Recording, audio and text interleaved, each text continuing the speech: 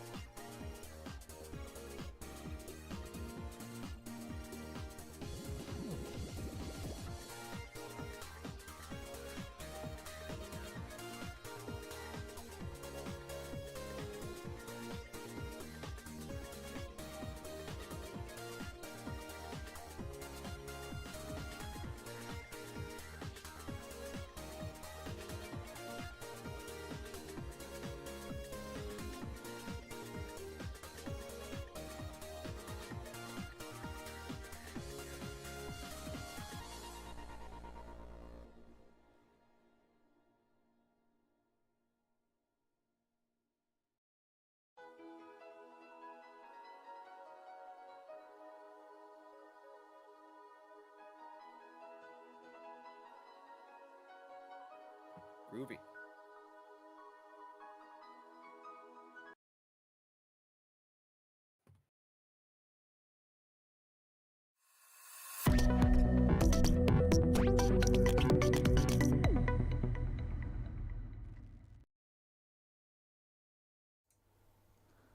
Oh no, I messed it up. There we go. I think we are live. Good evening, everyone, and welcome to Open Mic. This might be a bit of a crap fest. I'm trying some new things here that I've not done before, so bear with me as I figure this stuff out. Let's see here. One of the things that someone showed me recently was how to connect all my different chats all together, and I've already messed it up because it's behind my window. So let me move my window. No, move Discord. There we go. I don't need to be... Okay, there we go. That works. All right, we'll be over here on the side. This will be a little janky, but hello. Oh, looks like that one's working. Cool. Hello, everyone. Welcome to another episode of Open Mic. It feels like it's been a while since I've done this. Let's see here. When was last one? It closes it. Okay. Did I have one last week? I did have one last week with Professor Savage Dad, and then I had JT Gun the week before. So it just feels like it's been a while, but I'm glad to be back and have an awesome guest on tonight. Carl of Dojima, also known as Adam. Hello and welcome, and thank you for joining me tonight. Hola, ¿qué pasó, mi amigo? It has been a long time since I've taken Spanish, so I'm a bit rusty. Que paso? What's up? Is that right? Basically. Cool. Well, if there is anyone in chat, if you let me know of any technical issues, if you can't hear hear him or anything. I would say see him, but he's just an avatar, so nothing to really see. Which is why I'm like taking up the majority. If he was on camera, I'd make it more even. But please let me know about any potential technical difficulties. But hello. So we will get on into it. Yeah, thanks for joining me. I love having people on and just talking video games, and we haven't had much interaction yet, other than I've as of late since we planned this. I've been seeing you in chats a lot, but I hadn't really seen you a whole lot before then. So it would be great to kind of get to know you a little bit. I first off, how have you caught any of my stuff? Not that I like, shame on you. Just curious how much you might know about me and my channel, and then want to hear some about you. I can say it's kind of more of a blind date. I've kind of mostly know you from the Melee Crew's Discord stuff. Okay. I have listened to a couple of your shows. The one with Shaka Zulu, the one that you sent me, and a little bit of last week's, but it's just also your time zone difference makes it a little hard, so I apologize. Yeah, no worries. Cause I'm in Pacific with the Melee Crew, so the time zones match up for us really well. You are Central, right? So you're 2 hours ahead of me? Okay. 11:30 right here, right now. A little bit later than me. Well, that's one of the things being on Pacific. It makes it a little more difficult to do stuff at night because a lot of people are already in bed by the time it's like I'm able to do stuff. But well, don't feel too bad though. I'm going to be 2 hours behind you soon. I'm going to be on Hawaiian time. Just gonna say I'm not feeling too bad because tomorrow I believe you're getting up to go to Hawaii. Is that right? 5:30 is when my wife gets up. I'll be up at 6 and out of my house by 6:30. Okay. Well, fun stuff. Which island are you going to? Oahu. Oahu. Okay. I've been to Hawaii. I've been to Maui 4 times, so I know Maui very well. I'm not familiar with any of the other islands because I have not. I've been to Oahu on like a layover for like 20 minutes when I was like 5, so I don't really know any of the other islands. Yeah, well, Oahu is the capital, obviously. That's where Honolulu is, and that's where all like the famous tourist traps are, like Waikiki Beach and of course Pearl Harbor, obviously. This is going to be my second time there because my mom, unfortunately, like I said, she got diagnosed with bone marrow cancer. Multiple myeloma is what it's called. Oh my goodness, that's terrible. I'm sorry to hear that. Yeah, I mean, this is like the plus and minus side of it. It's technically a terminal cancer, so she can never get rid of it. But on the positive side is that she's able to most likely live out the rest of her life like a natural life, Okay. Like old age could take her out before the cancer. And she's been through a lot of up and down struggles with her cancer. It hasn't all been easy, but recently some of her treatments have been showing more positive signs. So that's really good. Okay. Yeah, I hope she makes it a long time. My both of my grandparents on my dad's side. So my dad's dad passed away at 69 due to melanoma. And my dad is now a few years older than his dad was when he passed. But my dad's pretty healthy. So I expect that my dad's going to be around for still a while longer. But my dad's mom had leukemia, but she had it for like 25 years, and she passed away of old age. So I was blessed to have her in my life as long as I did. And she was pretty local to me, whereas my dad's dad lived on the other side of the country for most of my life, so I didn't really know him that well. But my dad's mom lived within like an hour or so, so I was pretty close to her. So that was tough. Yeah, no, I understand. I was I think an accident child. My brother's actually 20 years older than me, and my sister's 10 years older than me. Okay. So I lost all my grandparents either before I was born or when I was very young still. Okay. Yeah, I actually just lost my last grandparent about 2 weeks ago, and that's actually why I didn't have party chat on Saturdays, because it was her memorial. I'm sorry to hear that. My mom's mom, and I was pretty close, and she passed almost 2 years to the day of my grandpa passing away.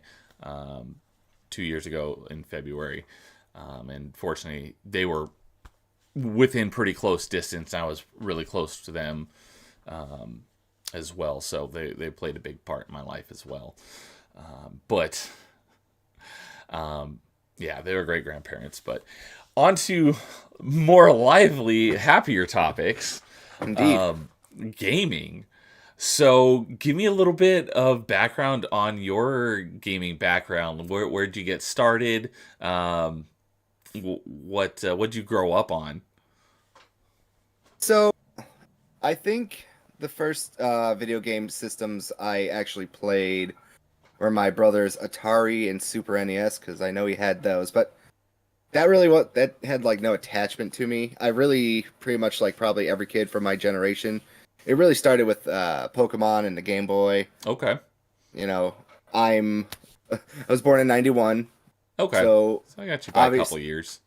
yeah. But like just that generation when I was in kindergarten, everyone had a Game Boy. Everyone was playing Pokemon. Everyone was watching the anime, and just went from there from the Pokemon from the Game Boy to the Nintendo 64, playing Pokemon Stadium, Pokemon Snap.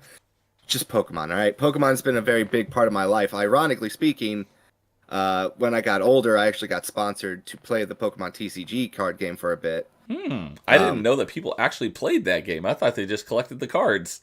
Oh, it's actually pretty huge, believe it or not. Like I know people play Yu-Gi-Oh and Magic, but I've never actually heard people actually playing the TCG for Pokemon. oh, the Pokemon community for TCG is huge. We're talking like some events could get up to thousands of players, and depending on how well you do at these events, like Pokemon gives you cash prize payouts for how well you place in terms of like if you place high at, I want to say the higher level events, you can walk away with like 10 grand from coming in first place at these events. Wow, I didn't.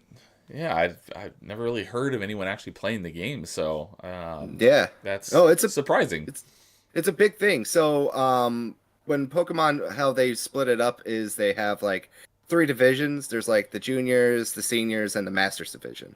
And basically, what Pokemon does is, if you are in one of those lower divisions, you can't really get a prize payout, but they will write checks for college tuition.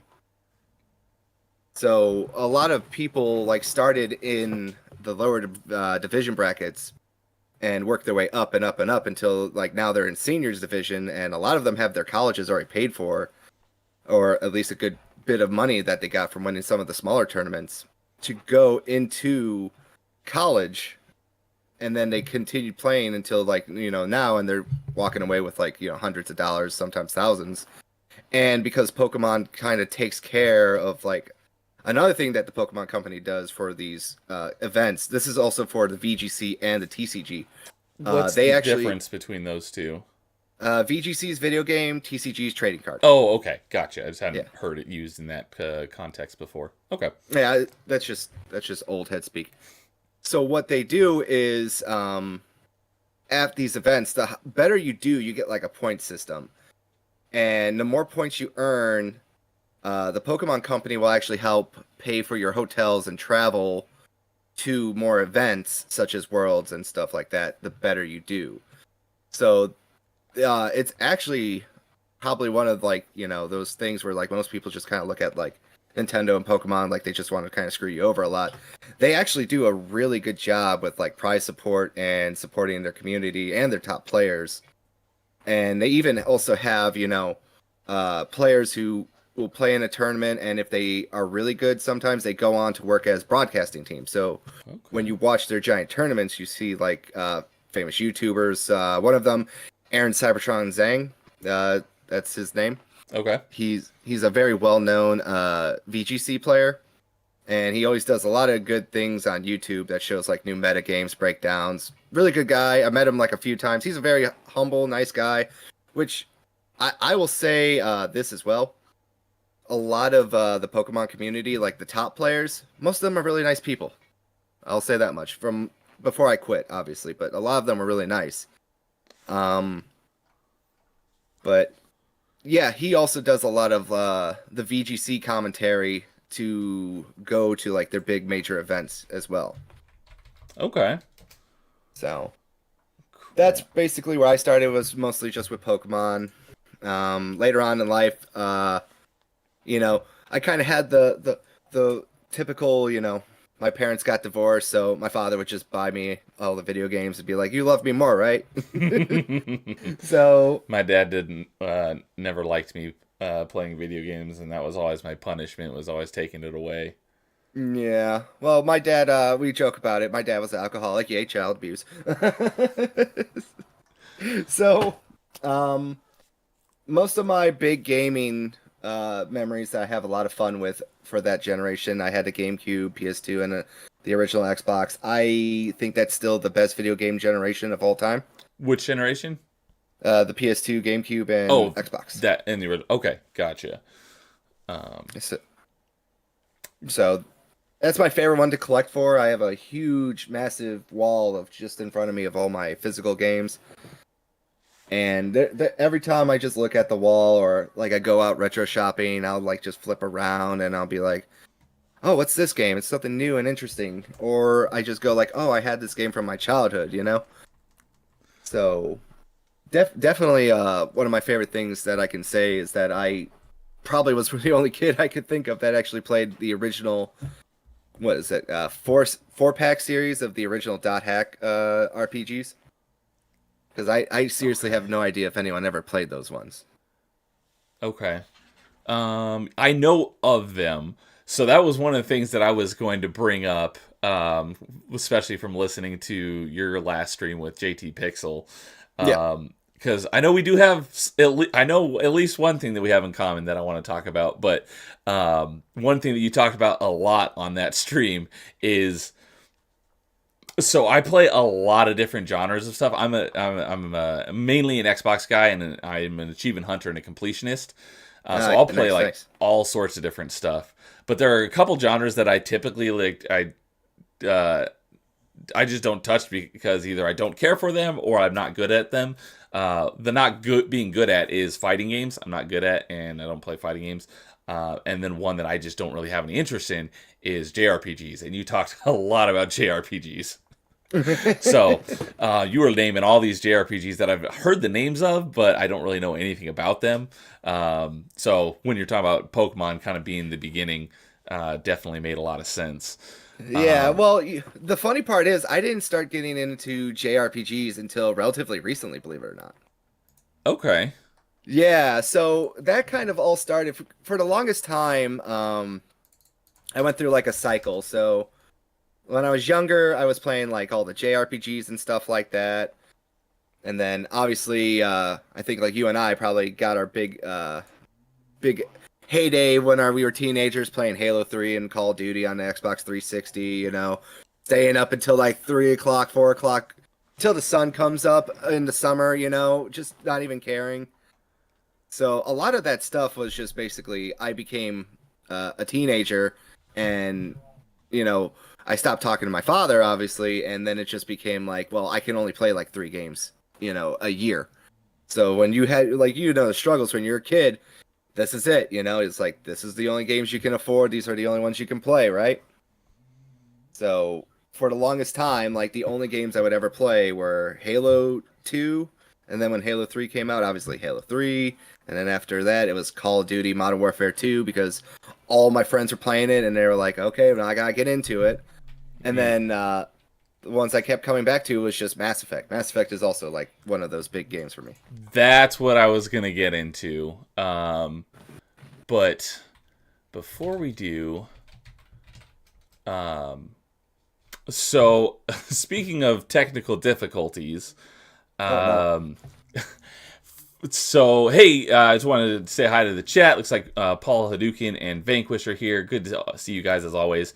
It appears that the live stream, if you're watching it on YouTube, is like 5 minutes behind where we are, which is weird. And I am seeing a lot of dropped frames.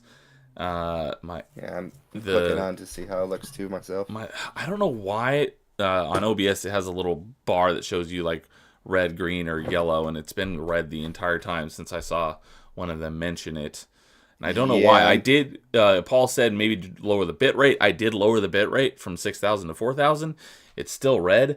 I did it might be my internet because I did a speed test and I'm only getting 5 up, which is pretty terrible when I should be getting like 35 up.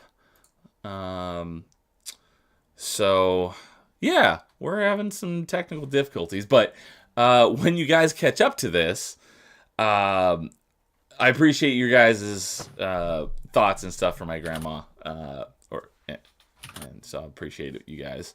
But yeah, you'll see me reading your messages in about 5 minutes.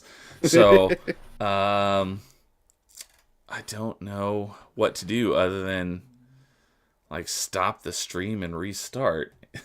I mean, you could do that. I could go run and grab some water real quick. If you want to just do that. Okay, I'm doing one more speed test to see if that helps. I'm gonna go grab some water then real quick while you do this. Sorry. Okay, go for it. Yeah. Oh, I'm running another speed test and it jumped up to 14 up, and but before it finished, it's back down to like 5.5.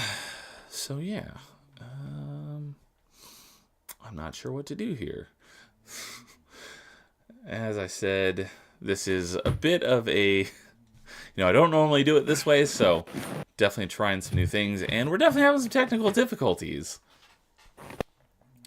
And the restream, or the stream, what the heck is this called? Social stream is working, but it's not fitting my screen properly. It's going past the bottom of the screen. So lots of technical difficulties.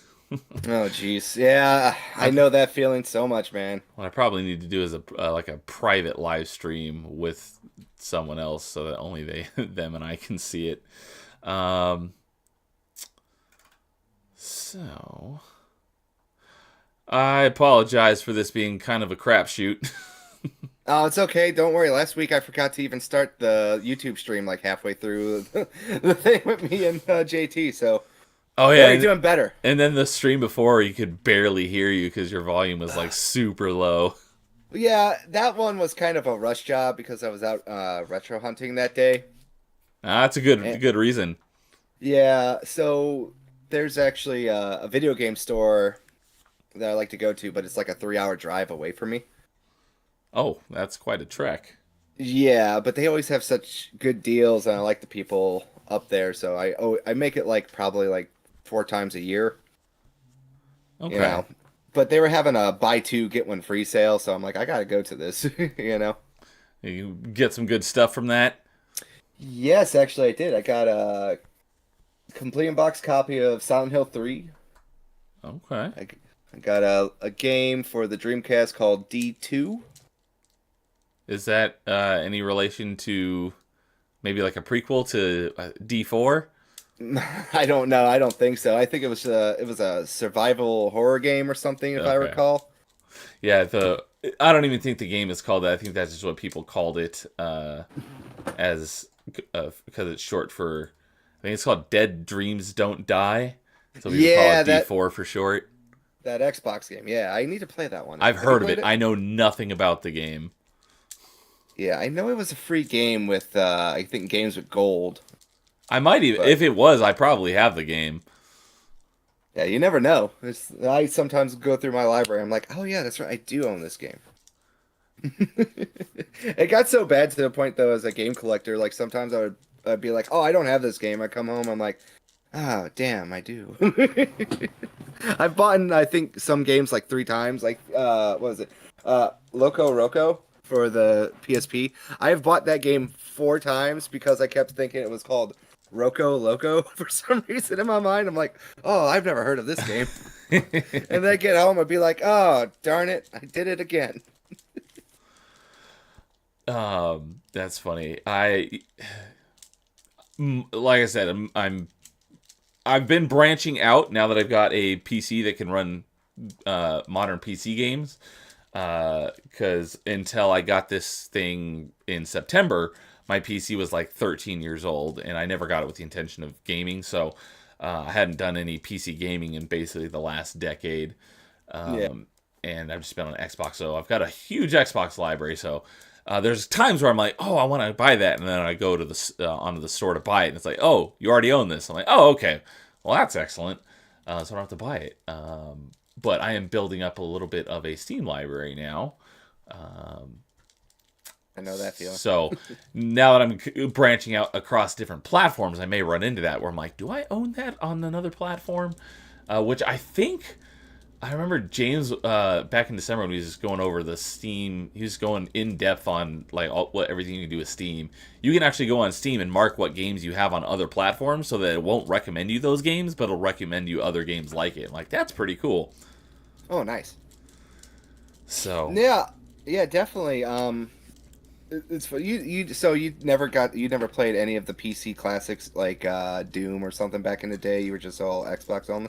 So I did have a gaming PC. So this PC right here, I built like my freshman year of high school, and during that generation, your favorite generation, the Xbox, GameCube, PS2 era, I was I had a GameCube, and I did get an original Xbox very late in the Xbox life cycle, because I didn't need one of my own because the only thing I played was Halo 1, and all of my buddies had one, so I didn't really need my own Xbox.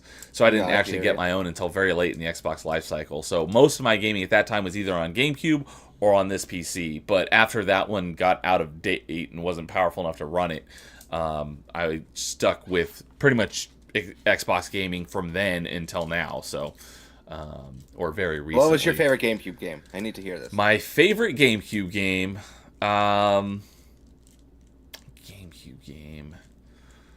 I've got one in mind, which was on. So before I get to that, Jason Tongate, Tons of Fun. If you are familiar with him, you might not be, but we just started a brand new series because we both found out on December's Melee Town Square. We were on that stream together, and he's like, "Hey, I have got this idea for a stream," which is literally the exact same idea I had had for my stream since almost when I first started my channel back in June. I just hadn't done anything with it, and he's like, "Yeah, I'm thinking about starting this stream." I'm like, "That's the exact same idea I have for a stream." So we collaborated on it, and so we're going. We had our first episode last week, and it's called Top 5, where us and our panelists go over our top 5 of whatever the topic is. And my favorite genre is Metroidvania, so the first episode was Top 5 Metroidvanias. Yeah, I did see that. So that was a great I'll stream. have to listen to that. I definitely recommend it. It was a fun stream. So our next episode, I could pull it up on my calendar, but it's gonna make the video go blank again. But so I don't know the date off the top of my head. Actually, you know what? I can pull it up here on my iPad. But episode 2 is on next Thursday, a week from tonight. And it is on top 5 Mario games. And it's not just mainline Mario games. It's just any game Mario has been in. So it's quite a broad spectrum. Anyways, where I was going with that is the first game that popped into my head when you said favorite GameCube game was my number 2 on my favorite Metroidvanias of all time. Or tied for number 2. And that was Metroid Prime. I'm trying to think of if there's another GameCube game I liked more than Metroid Prime. That's a hard one to top, though. For a lot of people, Metroid is like one of those pillar franchises for Nintendo. So yeah, and I always say Metroid is, in my opinion, the most criminally underrated of the Nintendo franchises because it's great but it never sells like Mario or Zelda. I love Zelda, but I just love the Metroid. The mechanics. Just how, the Metroid, like I said, Metroidvania is my favorite genre. You like the universe a lot, too? I do love the universe, but, the semi-open world connected ability gating concept that they basically innovated, I just love that, whatever you want to call that. And the way that they transitioned that from 2D to 3D, in my opinion, was perfect. And Metal Shred Freaks is here. What's up, Metal Shred Freak? Although you probably won't be seeing this for like 5 or 10 minutes because technical difficulties. But good to see you. But one thing that I mentioned on that Top 5 Metroidvania stream, and I've been saying this for a long time, is pains me how we've literally gotten very few 3D Metroidvanias since Metroid Prime. And of the 3D Metroidvanias we do have, there's only two that I can think of that are first-person shooter Metroidvanias. We need more first-person shooter Metroidvanias.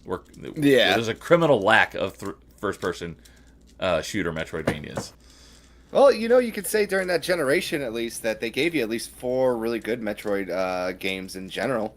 You had Metroid Prime 1, 2, and then Zero Mission and Fusion. Oh, yes, okay.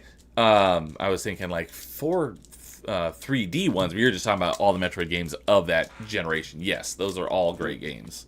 Yes, and another thing too is that you could actually play them on your GameCube because they sold that GameCube attachment for your Game Boy Advance player. So I had that Game Boy player, so I could play the first time I played my Game Boy Advance games on my TV, I'm like, this is amazing. I know. I actually got a purple one from Japan to match my GameCube. Actually. Okay, I had the black GameCubes, and so it matched my GameCube because the Game Boy player, as far as I know, the only ones I ever saw were black. I don't know if they came in any other colors.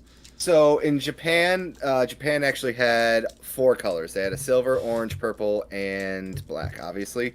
We're talking about the GameCube, right? Yes. Okay, yeah. I have seen all those colors on the GameCubes. I've never seen the Game Boy player in anything other than black. Yeah, those were only released in Japan, those ones. Okay, so, gotcha. So my purple Game Boy player actually came from Japan. Okay. And the only thing that you need for that is a disc. So you just need the American disc, and it'll just play just fine. Besides, it's like basically a controller. You just plug it in, and it doesn't matter. The hardware doesn't know the difference between, what, because it's as an attachment. I don't think it has, back then, PAL versus NTSC was a big thing because only certain consoles could play certain types of games. It's not as much of an issue now, but when it comes to hardware, I don't think that would be an issue at least for attachments. No, because it was the same thing for the original Xbox with the Steel Battalion controller too. The Japanese one would play just fine. I always wanted to play that game so bad, but I never did. I got it. You have Steel Battalion? I got the controller too with all the pedals and stuff. That's like one day where I'm like, I've been trying to get like a 100% master set for the original Xbox, and I've pretty much gotten all the expensive games out of the way. Like the Futurama game, I got that out of the way. When you say master set, what do you mean by that? Like one copy of each game that was ever released for the original Xbox. Gotcha. Okay. Cool. That's awesome. Yeah, I think I'm at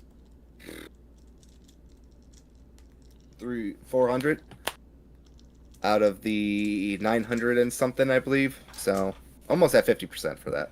Nice. Not quite as impressive as that, but being that I am a achievement hunter and a Metroidvania guy, I am planning on playing all of the Metroidvanias on Xbox, and I own almost all of them. I was talking to one of my buddies that I was playing with, not a Metroidvania, but we were boosting some multiplayer matches on a game that's dead because it's like 15 years old.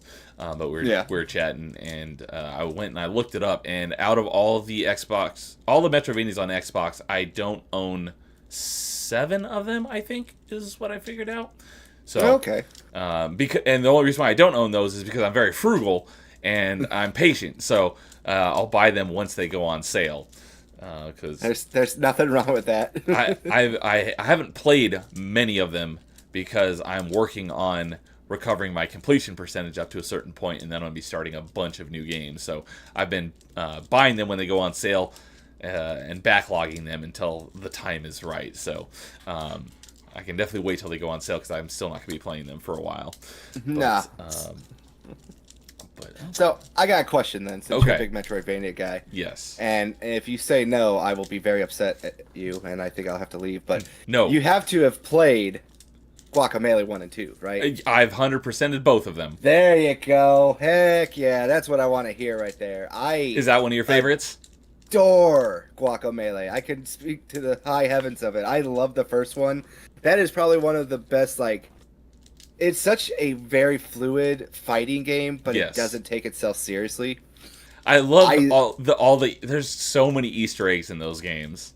Yeah, that's the even best part about it. But I also played it on a Switch, and I really liked in the first one when you had to do the anti-gravity chamber one, and you had to keep like just going up and down very slowly. It is such a unique game for the time period too. I think it was originally what, a PS3 game on Vita.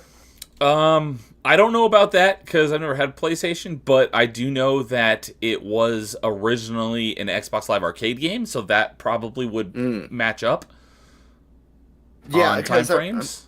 I'm trying to remember because I know Drinkbox actually made a good deal with PlayStation. Like I think Guacamelee 2 was like originally trapped on a different console for a long time as well before it finally got ported to everything else. But so happy you played that. I love that game so much, and that's why I had to go like, okay, if you're a real Metroidvania fan, you gotta have played Guacamelee. Yes. And one of I kind of touched on it a little bit on that top five episode that I think I was saying that I think Metroid Prime might have been the first Metroid game I actually played. Because I didn't play Super Metroid until I played it on I never played it on a Super Nintendo. I played it on a Super Nintendo emulator. But I don't know if it was before or after I played Metroid Prime. But I did get Metroid Prime and Metroid Fusion were the ones that came out. I think they came out like a week apart. I did get both of those like at launch. Right. So I played them both basically at the same time, and that's kind of where I got into the Metroid franchise. But it wasn't really until probably about 3 or 4 years ago when I got connected with. So being an achievement hunter, I'm on True Achievements. If you're familiar with that website, I'm a little bit aware. okay.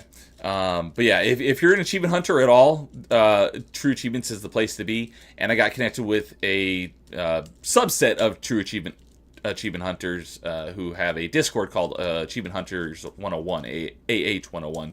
I got really plugged in with them, and there's a lot of Metroidvania fans in there, and they had a channel dedicated to Metroidvanias.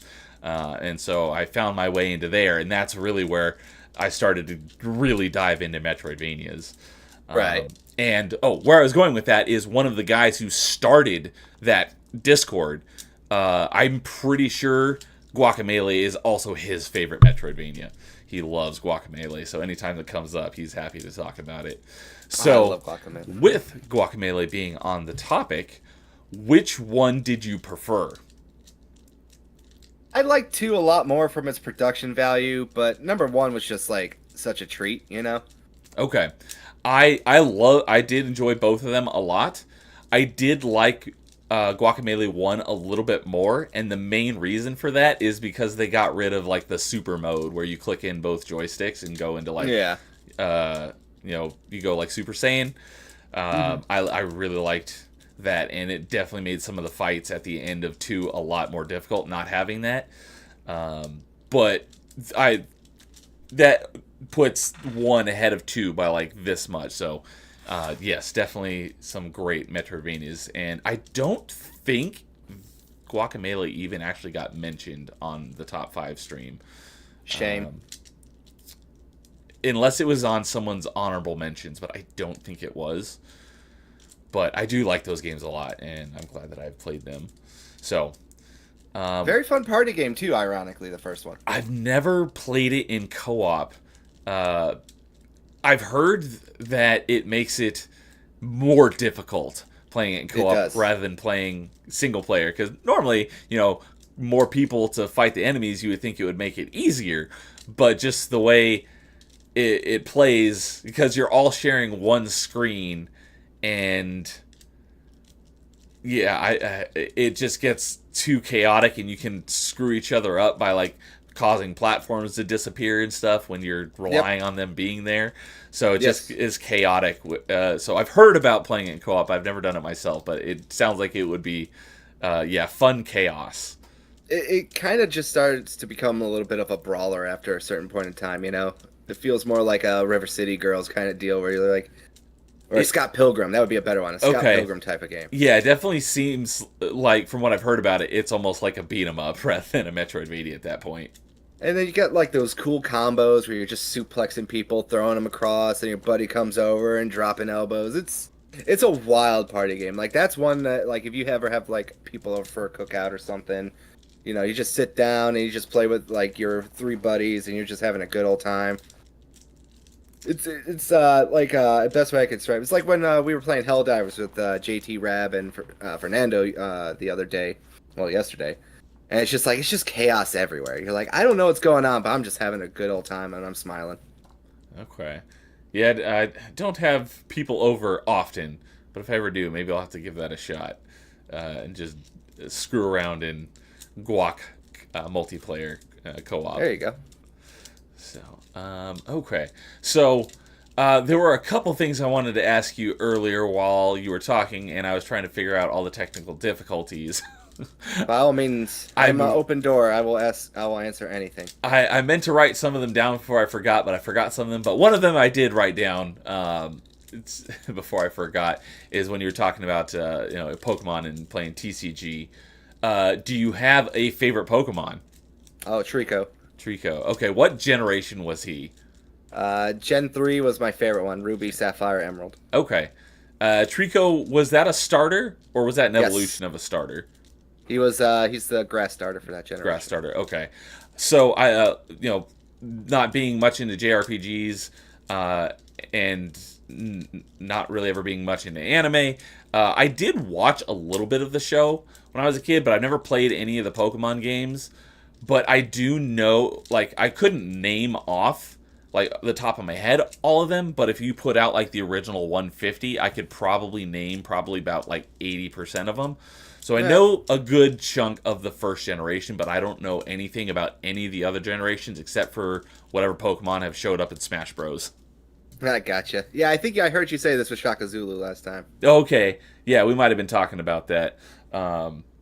But yeah, so one of the main things on why I'm not a fan of JRPGs is because for the most part, they're all turn-based games, and I really don't like turn-based combat. There have been a few games that had turn-based combat that I was actually a fan of, but there's not many. So I know you were talking about, that at length on your stream, and I was like, yeah, I can't really connect with you on that. But, you know what? Before I switch gears to that, what we can connect on, I just remember one of the other things I was going to mention earlier that I wanted to give you crap for, is your freaking Twitter handle is literally impossible to tag you because Twitter does not understand how underscores work. And it was really freaking frustrating today when I was trying to tag you in the tweet. No, I understand. I typed out your whole Twitter handle, and it still didn't come up in the autocomplete. I'm like, WTF. So to make sure I got it right, I went to your page, and I copied and pasted it to make sure it was right. So I wanted to give you crap about your freaking Twitter handle. No, I understand. I had to actually change it. Before it was like a different type of joke, and then I keep pivoting it to different jokes, and this is the only way I could get like the Cult of Carl to pop up was to do it this way. With the underscores. Yeah, and then like I tried it without him before, and it was like all smashed together. I'm like, this just looks like word salad. So, I can't do it. Okay, so yeah, this Carl thing, where did that come from? To be honest with you, like I said, I think I said this before, but I'll say it again.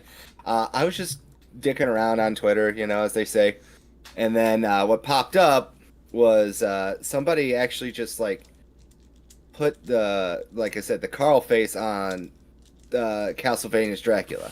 So what is the Carl face? It's Aqua Teen Hunger Force.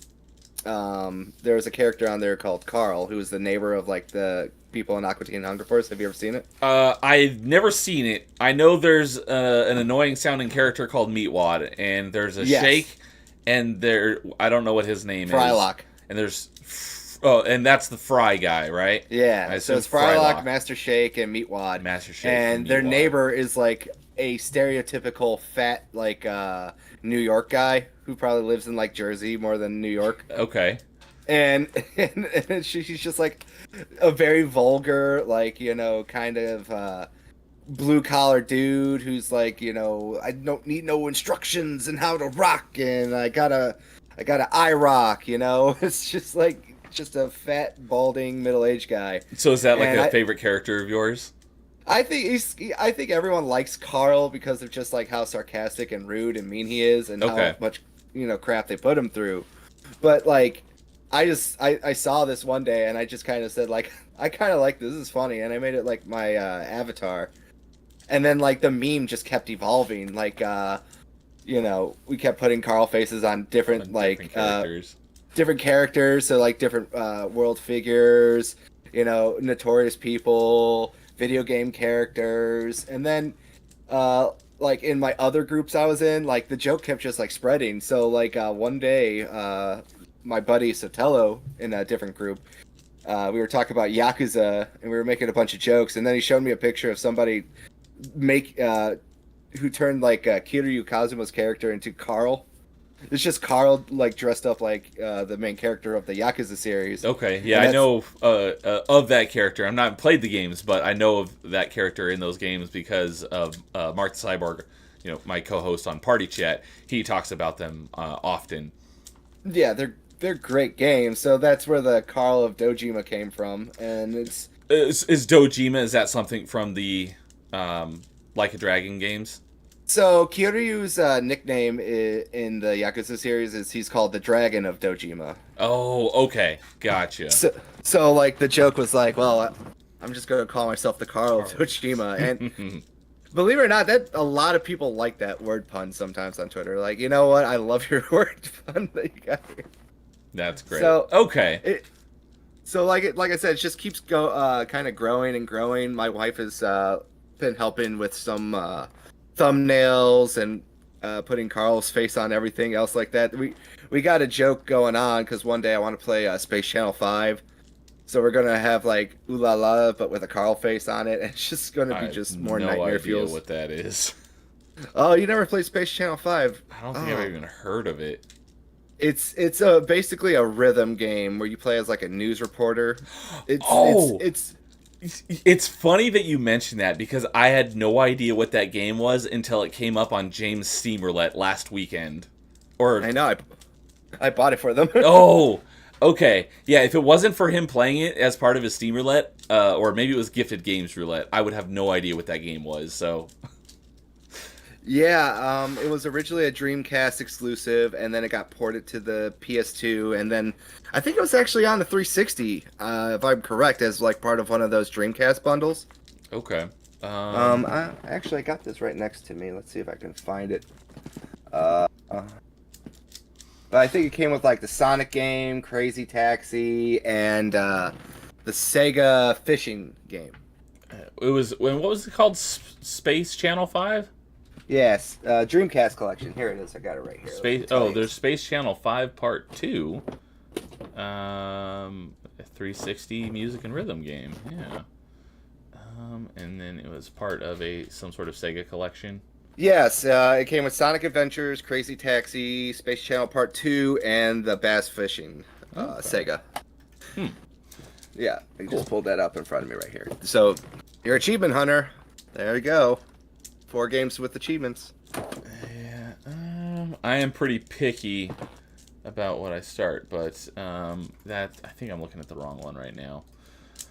Especially lately, I used to play like anything that was like easy, but now I'm a little more picky on more so only putting stuff that I actually want to play. Because I used to buy, I would look at the sales every week, and anything that was cheap and was an easy completion, I would pick up even without knowing anything about the game. I don't do that as much anymore. Now I just keep an eye on the games that I actually want to play. And so I think I got everything that I needed to out of that Space Channel 5 from watching James play it. No worries, no worries. So you're telling me you stopped being such a streetwalker and you became a more settled down person. Is that what you're saying with the achievements? Yes, that would be a good way to put it. Like I mean, I do still have some of those cheap, easy games in my backlog, but now I don't go out of my way to look for them. I got you. No, I understand the thrill of achievements and for some people platinum trophies, but it's like some people like you listen to them like talk about it and it's just like, oh man, I can't wait to platinum this. I'm like, oh, that's all you can say. You don't nothing about this game. You're just like, man, I can't wait to get that dopamine hit. Yeah, Mark gives me some crap about it occasionally on party chat when I'm talking about doing something for achievements that after I've run out of enjoyment on the game, but I still have an achievement or two left that I need to get for the completion. But yeah, it's my OCD. If I can get it, I will. So Yeah, yeah. Sorry. it's not as much now nowadays where I used to be like, it doesn't matter how long it would take to get it. Like if it's one of those super grindy ones, I'll do it even if I'm not having fun. Now, so if it's like a super long grind, I'll probably skip it just because I've got so many games to play. I'm not going to spend that much time on one achievement. Right. So I've let up on that a bit, but if it's something that I know I can still do in a reasonable amount of time, I may keep playing it past my enjoyment of the game to finish it off, as long as it's not too much of an additional commitment. No, I understand that. Like I said, some people look at completions as like a love letter, and I can understand that because I kind of do that. Like this, I didn't get the achievements for you on this one, but like my favorite one that I ever got that I actually enjoy a lot and still show off with like pride. I'm like, yeah, I did this was when Monster Hunter World came out, Okay. and that was like the first time I actually like got into one of those like just constant grind type of games, and I actually got the platinum trophy for Monster Hunter World on the PS4, Nice. and that still to me is like my favorite accomplishment in gaming because that That's was a a big game. nightmare. Yeah. I committed mass atrocities against Kushala Daora because I needed to get his. So in Monster Hunter, they have a crown system. Jeez. I just pulled it up on True Achievements, and it's a 600 to 1,000 hour completion. Dear God, Yeah, that is nuts. I was obsessed with that game, and I still am. I've actually restarted it up again on PC, but I just like really wanted to get that trophy because I kept getting all these crowns, and then I got to the point where it's like, well, I only got one left. How hard could this be? And little did I know it would take me days of just listening to podcast after podcast after going through my playlist of like thousands of songs, and I'm just like sitting here rubbing my temples. I'm like, just give me the last crown. Why won't you just give me the last crown?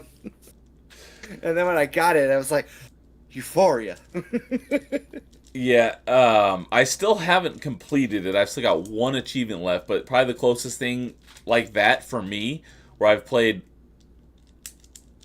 not thousands, but I have played over 1,000 hours, was Destiny 1. That's my single most played game of all time when it comes to hours. So I've played that a lot. I still have to get the achievement for beating the last raid on the heroic difficulty. And I, everyone's who does still play Destiny, is in Destiny 2, so I don't know if I'm ever going to be able to get a group together to go do the heroic version of that last raid, but I still hope to at some point get that last achievement and get that completion finally. There's got to be like achievement hunting groups out there that probably still do stuff like that, right? There are. There's a couple different Discords that I'm in that do stuff like that. I just haven't made an effort to figure out when to do that and try to schedule something like that. I'm sure if I put in the effort, I could probably get a group together. I just haven't. I just haven't yet. Okay. Well, since I said my proudest moment, what is your like one thing where you got your first 100% or something? Like, what is your favorite one?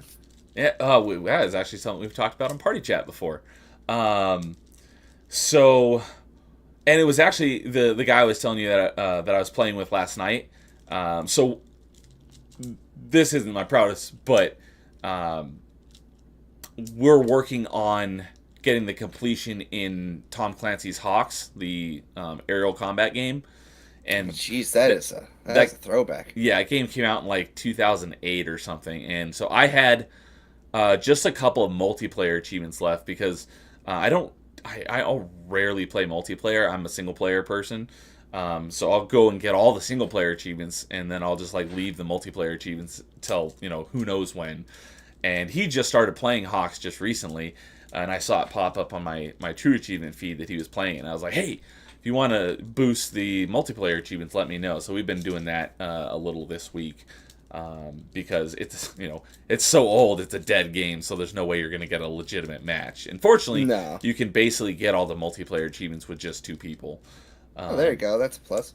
But we were talking about this last night of just some of our proudest moments, and I was mentioning that I've talked about on Party Chat that one of my proudest was getting the 100% completion, which funny enough, Xbox, we don't have platinum trophies like PlayStation does. But funny enough, this game does have an achievement in it for platinuming everything, and that is Project Gotham Racing 3. I got the completion in, which was actually, I think, the very first Xbox 360 game I ever played. No. Was it? If it wasn't the first, it was the second. But I got the completion in it, and I never thought I was going to be able to get the completion in it because one of the achievements is for winning every race in the game on platinum difficulty, which is very difficult. But I was able to... The main thing about that game was I was playing the game, most of the game, because you've got your cars are, like most racing games, are in different categories like A, B, C, D, E, F. Obviously F being low and A being... Let's see here, was A the top tier or was S the top tier? I feel like S is usually the top tier. It typically is, but I'm trying... I don't think there was an S tier in that one. I think A was the top tier in PGR 3. I could be wrong. It's been a long time since I played it. But anyways, one of my favorite cars of since I was a kid was the McLaren F1. So as soon as I unlocked that car, I used it for everything. However, whatever class of car you're in, you're only racing against other cars in that class. And the McLaren F1 is a good car, but in the A class, there's a couple of cars that are better than it, but they're more difficult to drive. So I wasn't a fan of racing those other cars. So I didn't think I was going to be able to get a platinum because these other cars are just too good, and I would have to race one of those cars that I didn't like and get good with it in order to get the platinum. But once I came to the realization is that, I can play any category of car I want, and I'm only going to play against other cars in those categories. So by going down to a B class car, I started driving my favorite car in the B class, which was the Ferrari Enzo, and that's probably by a long shot like the best car in B class. I'm surprised it wasn't in A class.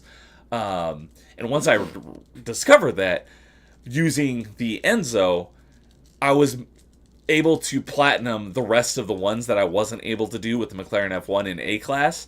It was still difficult, but it made it much more manageable. So if anyone ever goes back and plays PGR 3, use the Enzo in B class, and it makes it a lot more easy. So that was a proud one. But the other thing, because that game has two of probably my most proudest achievements. One is the Platinum Champion for getting all the Platinums. The other one is for Tournament Qualifier. And what that entailed was every week there was a certain... This was set by the developers, who unfortunately no longer exist, so we'll never see another PGR game, unfortunately. And thanks to PGR, they had in your garage in that game, there was an arcade cabinet, and they made up this fun game which spun off into its own series, and that was the Geometry Wars games, and those became huge. I remember that. It's thanks to PGR that those games exist, but there won't be any more Geometry Wars games either, because like I said, the dev doesn't exist anymore. Anyways, the devs each week would set a specific track and a specific car, and everyone used the same one. And you had a week, and at the end of the week, whoever was in the top 64 places on the leaderboard qualified for that week's tournament. And you had to make that qualification cutoff in order to get that tournament qualifier achievement. So I was able to get that achievement after, I think, about a year of trying. Wow. So it was still, it wasn't like well after the game was out of its prime and no one was playing it and it was easier to qualify. It was still very active. So when I was finally able to make it in the top 64 places and qualify for the tournament, I was very proud. And I went on to, I think I made it to the semifinals of that tournament before I got eliminated. So I was pretty proud of that. And so I was able to get the completion in that. You can't get the completion in that game anymore because things like that tournament qualifier are discontinued after the developer went under. Yeah. So if you didn't get those when they were active, you can't get the completion in the game anymore. But that is one of my other proudest completions. And what was that was one other thing I was going to say about the tournament qualifier. Shoot, I don't remember. But yeah, take your time. That's probably one. I'd have to go look through my other games, but that's probably my proudest completion. Oh, that's what I was going to say, is when I was trying for that achievement every week, because, there's people all over the world competing for this, and it's only the top 64 that make it, so it was very competitive, and the cutoff time was at 4 a.m. my time or something, so I would, and I don't remember what day of the week it was that it reset, but I would set there were a few times where I got into the top 64. I'm like, sweet, I'm going to make it. And then I woke up the next day to find that, I got bumped out in the last few hours that it was, before the cutoff. So when I finally did make it in, that was super proud of that. Oh, wow, that's actually something pretty cool. I didn't even know about that. Yeah, the PGR 3, I never played 1 or 2. Those were on original Xbox. I didn't discover PGR until 3, which was a Xbox 360 launch title.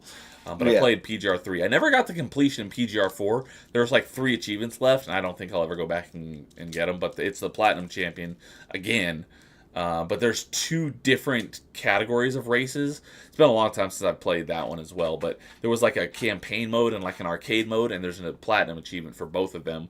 And one of the things about PGR 4 that was kind of cool was they added motorcycles, but that also changed the dynamic of the game, and I wasn't as big. I love motorcycles, but just the way that it changed the dynamic of the game, I was not a huge fan of that. I still liked the game, but I liked 3 better. No worries. So, are you actually big into racing games by any chance, or is it just those ones were the ones? I used to be big into racing games. I played a lot of racing games back then. I'm not now, and that's thanks to Forza. So, and when you say Forza, are you talking Motorsport or Horizon? Motorsport. I've never played any of the Horizon games because by the time Horizon came onto the market, I was already out of the racing game genre. I think other than a couple of arcade racers and kart racers, I don't think I've played a racing game since Forza 3. And I've mentioned this a couple times on stream, and the reason why I don't play racing games anymore is because Forza 3, I was this close to having the completion. There's only one achievement in Forza 3 I don't have, and it's for getting a gold medal in every single event in the game. Do you know how many events there are in Forza 3? 500. 969. I was gonna say literally 1,000, but I was like, that seems too ridiculous. It seems like it. So it is ridiculous. I had gold medals in about 940 of them, and my save data corrupted. Oh, yeah. You know what? I had something similar like that happen to me. So there is a turn-based tactical RPG that I was playing and loved a lot, and I want to go back to it one day. It's called Valkyrian Chronicles. Okay, I know of the franchise, but I don't know anything about it. Yeah. So there was this one boss that was just like murking me one time, and I was just like really upset, and I'm like, to hell with this, I'm just gonna quit out. And then when I felt better, I went to go click on it and just load up my save to find out that I was not saving the game at all. I was just putting my Switch into rest mode, and I wasn't saving at all, like the entire So there's time. no auto save; you have to manually save. I had to manually save, and I was like, No. I just put 20 hours into this, and I was just gutted. And I was like, this is what happens when you get tilted. You make mistakes like this, and then you never touch them again. Yeah, I mean, 20 hours would be bad. Because, yeah, I think, yeah, that would suck losing 20 hours of gameplay. So I totally get that. I think. No, but yours was much worse. Yeah. Oh, that's the thing is the Forza races are not short. It's not like Need for Speed where a race is like 3 minutes. The races No. are like about that long at the beginning.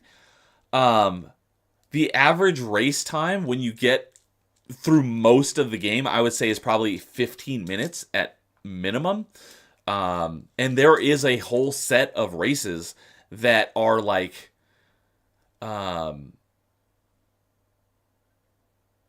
they're the endurance races that, shoot, how many laps did you have to do in those? 60? 100? Yeah. I forget how many laps there were that you had to do on these endurance races, but they got longer and longer. I think the first endurance race took like 45 minutes, and then the last few endurance races took like 2.5 hours. Because they kept getting more and more laps. Yeah. I really enjoyed playing those races. They were fun, but it would suck if you got super far in and then you crashed because there was no rewind, or there might have been, but it was disabled. And it's a simulation racer, so it doesn't take a whole lot to damage your car. So if you take one wrong turn late, your car's done. You're screwed. You got to do the whole race over again. But that wasn't the problem. It was the fact that I had gotten 98% of the way through all these races and probably put 200 or 300 hours into this game, and I lost my save data and I swore off. I basically swore off racing games from then on. I gave both my Forza 2 and 3 copies and my 360 steering wheel to one of my friends. I'm like, here, it's yours. You're like, I could have cured cancer with all this time I wasted. The one thing I will give it is that because I did almost all of my Forza racing on a steering wheel, it translated to real life, and it made me a better driver. There are a number of times where I've avoided getting in car accidents in real life because of my skills in Forza. Because it's a simulation, it's super real. So, like, there were a couple times where, like, I was on ice, or I fishtailed, the ground was wet or whatever, and I knew exactly how to handle my car, and I was able to recover without getting in an accident on multiple occasions. Oh, so you're not from California, I'm guessing, huh? I am from California. Oh, really? So yeah. You can drive in ice. That's unusual. Yeah. I'm in Sacramento, so it gets cold. So you're here. Northern Cali. Okay. Yeah, Northern California. It gets cold enough to snow here in the winter. It never does because it's too dry. And when it does, when the clouds come in and it would snow, it always warms up, so it only ever rains. However, I'm only 2 hours, not even 2 hours from the mountains, and I love snowboarding, so I've spent a lot of time in the snow. Yeah, so like I said, you're Northern California. I'm used to just people always being from SoCal, you know? Yeah. Right.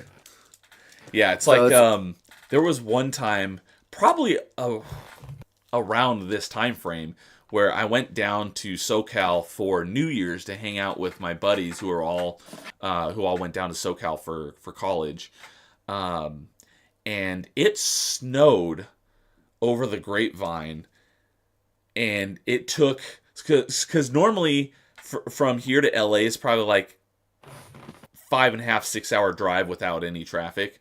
Yeah. It snowed over the Grapevine, and I-5 is the major highway that runs from Southern California probably all the way up into Canada. And it was closed. So tons of traffic had to be redirected over these tiny little side streets, and it took probably like 12 hours to drive home. But yeah, these people in snow in California have no idea, for the most part, unless you live in like Tahoe, have no idea how to drive in anything other than dry. Well, I'm from the Midwest, so I'm like, I know when people are from out of town. We get a blizzard here. I'm like, oh, you're. Well, sometimes it's like we get a blizzard. I'm like, how do you guys not know how to drive here? You've lived here your whole life. This is new to you. So since you are Midwest, something that I've kind of gleaned from people from the Midwest, so you have to tell me if this is true or not, because this concept was completely foreign to me when I heard the first time I heard someone talk about it. You have a different set of tires for the different seasons for your car. Is that true? That's it can be true, yes, but most of us just kind of get like all year round purpose tires, you know. Okay. Because, yeah, someone was saying, yeah, I put on my snow tires this week. I'm like, snow tires? What do you mean? It's Yeah, like a foreign concept to me.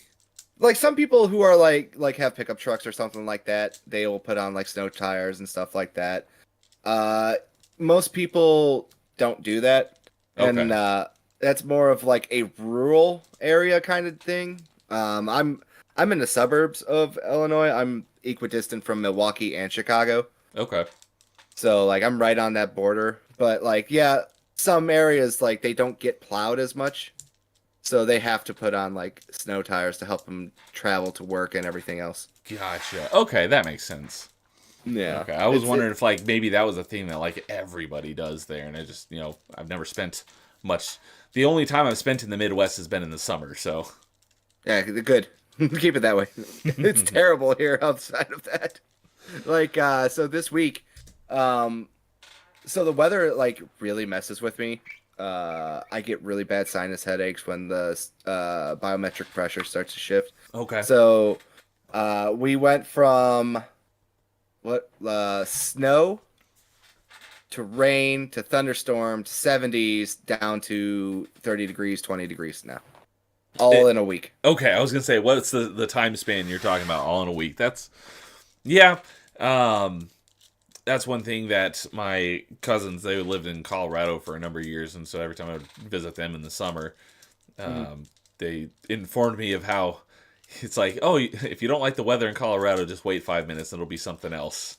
Yeah, we have like what we call like the schizophrenic Mother Nature weather because we also live by Lake Michigan, so that also makes a giant problem too, especially during winter. We get lake effect snow, and that's even worse.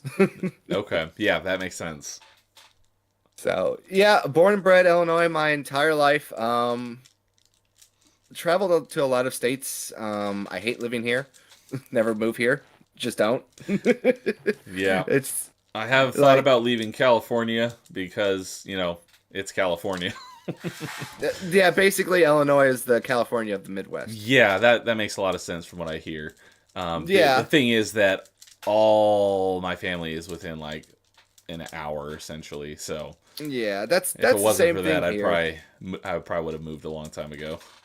Yeah, and it's not even like a shot against like any like political party or anything either. It's just like that's just Illinois. It's kind of like the meme. It's like the joke was like it doesn't matter who we have in charge here. We had a Republican and a Democrat governor in jail at the same time. So it's just like they're all corrupt. You know what I mean? It's just that's what it is. It just seems to be like a state where people go to and they're like, well, we just accept this. That's all. It was just a bunch of like, Stockholm syndrome. We're like, we're just plowing through this day. The weather was either going to be really good or really bad. That's all we got. So, okay. So, what I was going to mention earlier before we got... Oh, you know what? Before we get back onto that, a couple other things I did want to mention in regards to some proudest completions that I talked about on Party Chat when we were talking about that, in addition to PGR3, was getting 100% on Rock Band 2, which includes the Bladder of Steel achievement. That's a one I'm very proud of as well, because you have to play the entire set list without failing or pausing. And I think it took me 3 attempts to get that one. That's impressive. So that's like, I think the set list in Rock Band 2 is like 6.5 hours. Oh, Jesus. So That's intense. Just Rock Band though in general, that was such a fun game to play when you were a teenager as well. yeah, I freaking love Rock Band. I was just talking about Rock Band. I think it was with James and Kay, but it'd be fun to bust out the instruments and have a Rock Band party again because it's been so long since I played it. Yeah, the only worst part about it was playing the drums. Oh, that's my favorite part. It's my instrument. No, but it's a bad one when you're like when you were teenagers and it's like you're 2 a.m. and you're like, Oh. can't wake up my dad, bro. Gotcha. Yeah. Definitely understand you there. Yeah. But okay, so what I knew that we would be able to connect on, you did already mention it, so you kind of jumped the gun a little bit, but is Mass Effect. Yes. Because Mass Effect is my single favorite video game franchise of all time. Yes, same for me. I remember you saying that. However, one thing that we are going to have a little bit of a, not even a disagreement, but a little bit of a variation is your favorite is 2, as is most people. My favorite is 3. No, I don't hate 3 at all. I think 3 is probably the most emotional of all of them and had probably the really good story beats of it. Okay. Yeah, because I often mention it because a lot of people still hate on it to this day. But, I think 3, with the exception of, the last 15 minutes or whatever, is a phenomenal game. So I always say, I picked this up, so, I mean, it's obviously a saying that people use, but I never heard it referred to in this context, but I've adopted it for Mass Effect 3 as they fumbled it at the 1-yard line. Yeah. So anytime someone still talks trash about Mass Effect 3, I have to correct them and be like, no, it's a great game. But and I have to do that often with James and Kay because they both are not fans of Mass Effect 3. But what is your take on Andromeda? I had cognitive dissonance with that game for a long time. I was like, no, guys, it's actually fun. For the longest time, I kept saying that, and everyone would like just kind of just make fun of me. They're like, no, it's garbage. And I would defend it. And then just one day, I was just playing my 3rd playthrough, and I'm like, they're right. It's not that good. I tried so hard. I will fully admit for it. I was full fanboy mode there. Total disbelief. I was like looking at all the leaks that were coming out, and I'm like, nah, that can't be true. That's too on the nose for some of the stuff, And then I'm just like, oh, darn it. Okay, so we're kind of in a similar camp then, because I never loved it, but I have come to I am an Andromeda defender because I think it gets overhated.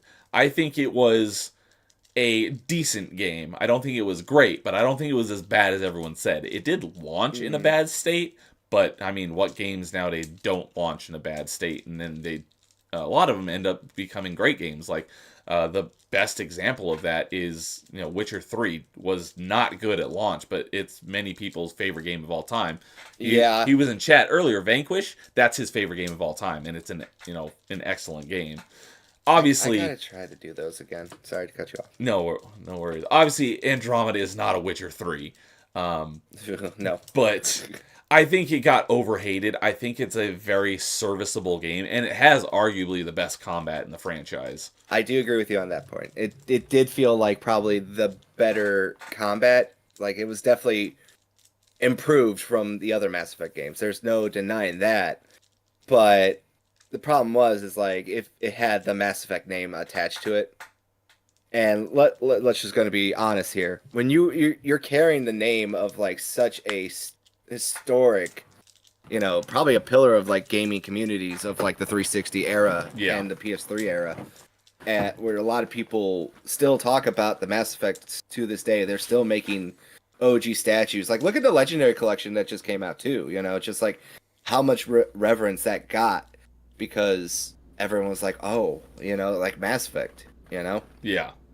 Like, I was such a big Mass Effect fan. For me, I bought the books, the comic books. Watched it. Well, my camera's angled down, but I have my Mass Effect books on the shelf right above this, right here. Yeah.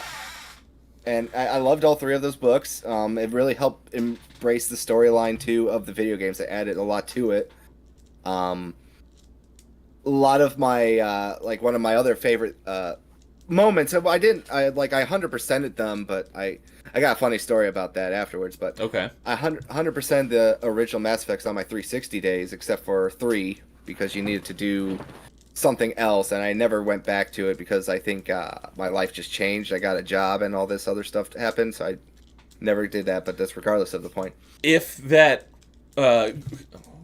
sorry to interject. Go ahead. Hold your thought there, because another thing that I give mad props to Mass Effect 3, because I don't think I've ever seen any other game do this, is as being an achievement hunter. Mass Effect 3 did an awesome thing with their achievements, given that they added multiplayer, is for every achievement that can be done in multiplayer, there's an alternate unlock condition for doing it in single player. Yes, that is true. I've never seen any other game do that, but if you're gonna, I would say keep achievements out of multiplayer games, but if you're gonna put them in there, that's the way to do it, and well, that's one of the ways to do it. But if any of the achievements you're still missing have anything to do with multiplayer, I'd be happy to help because I love the Mass Effect 3 multiplayer and I still play it regularly to this day. Yeah, I'm upset that I'll be away when you guys are going to do that. Yeah, that's right. I was so upset. I was like, oh, hell yeah, I'm in. I'm like, oh, wait. No, I'm going to be in sorry. Hawaii. So I'm going to be in tropical paradise, people. I'm so sorry. Yeah, woe is me. Next Tuesday, we're doing Mass Effect night, which was... it was funny that the timing, that was the day it got scheduled, because I was looking at it after they scheduled it, and it's removed by 1 day of Mass Effect 3's 12th anniversary, which came out on March 6, 2012. There you go. So, that's actually pretty good. I thought that was perfect timing. But yeah, if you do have any multiplayer achievements, I'd be happy to help you out with that. So, well, yeah, you afterwards, I'll give you my gamer tag on everything too after this. I have no mine's problem. right here, XNeo21X. There you go. But I'll probably go to bed after this, so I'll just send it to you. Be like, here you go. I'm going to sleep, buddy. But like what my favorite achievement, like I said, was beating Mass Effect 2 on Insanity difficulty. And that was the very last achievement I had to do in the first 3 Mass Effects, because Mass Effect 2's Insanity was way more difficult than 1 or 3's. Yes. I had to. I got to the collector base. The collector ship, the derelict collector ship. Okay, that's about halfway. Yeah, with the one that gave you the armor, the engineer class. No, was it the engineer or the sentinel? The sentinel's the one that has the tech armor. Yeah, I got halfway through that, and I was getting bodied so hard on that level, and I was like, I'm not doing this anymore. We're going to play as like the meathead, and we're just going to bum rush this whole thing. And I went back to play as the soldier.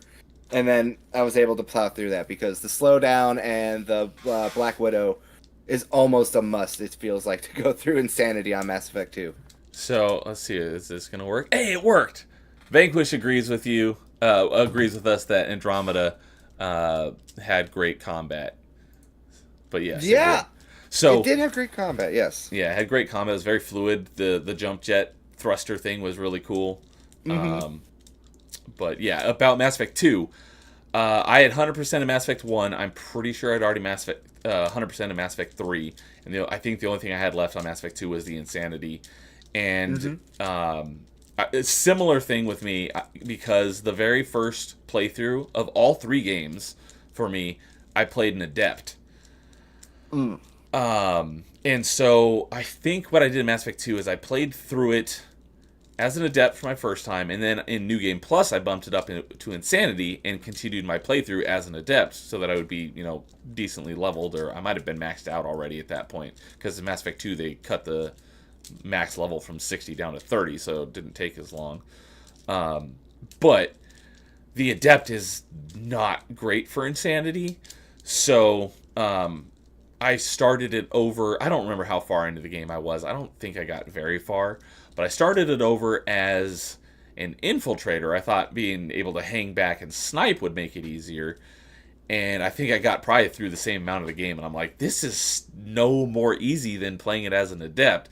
So I started No. looking into, like, what do I do to get through this game on insanity? And everyone's like, play soldier. So Yeah. played soldier because you have all the different weapon types, so you can more easily deal with all the different armor types. And that didn't make it a breeze, but it was far easier than playing as those other two classes. So once I switched to the soldier, I was able to make it through the game.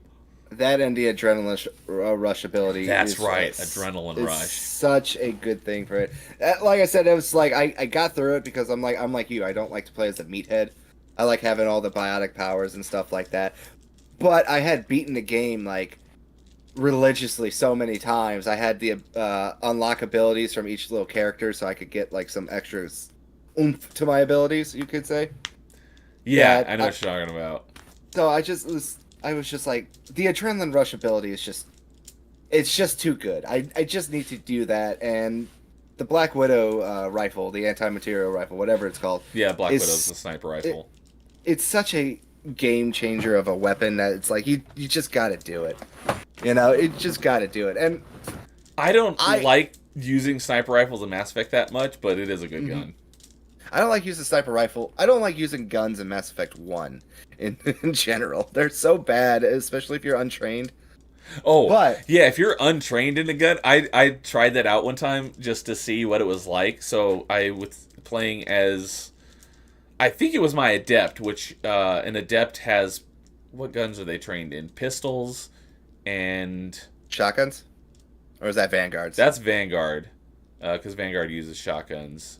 I think they might just be pistols, actually. They might. You know what? I think you're right. I think in Mass Effect 1, adepts were pistols only. I'd have to double check, but that sounds right.